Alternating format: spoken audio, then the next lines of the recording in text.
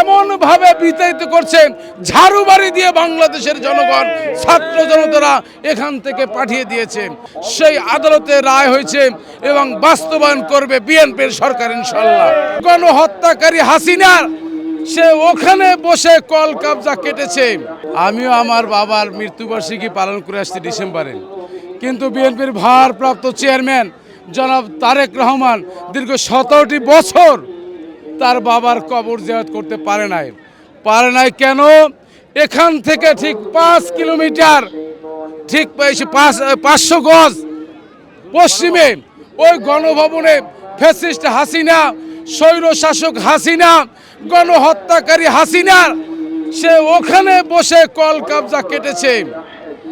এই জন্যই বিএনপির ভারপ্রাপ্ত চেয়ারম্যান দীর্ঘ 17 বছর তার বাবার কবর জিয়ারত করতে পারে নাই এবং তিনি সেখানে বসে লন্ডনে বসে নেতৃত্ব দিয়ে হাসিনাকে এমনভাবে বিতাড়িত করছে, ঝাড়ু বাড়ি দিয়ে বাংলাদেশের জনগণ ছাত্র জনতারা এখান থেকে পাঠিয়ে দিয়েছে। অর্থাৎ কাপড় পরারও সময় পায় নাই। আর বর্তমানে বাংলাদেশের আইন অনুযায়ী তার ফাঁসির রায় হয়েছে।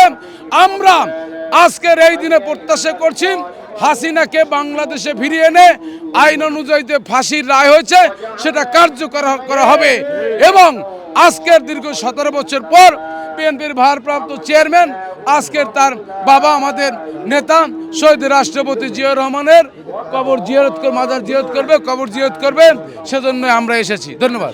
আমরা হাসিনাকে আনার চেষ্টা করব। বিএনপির সরকার অবশ্যই হাসিনাকে আনবে, কারণ সে অপরাধী, গণহত্যাকারী।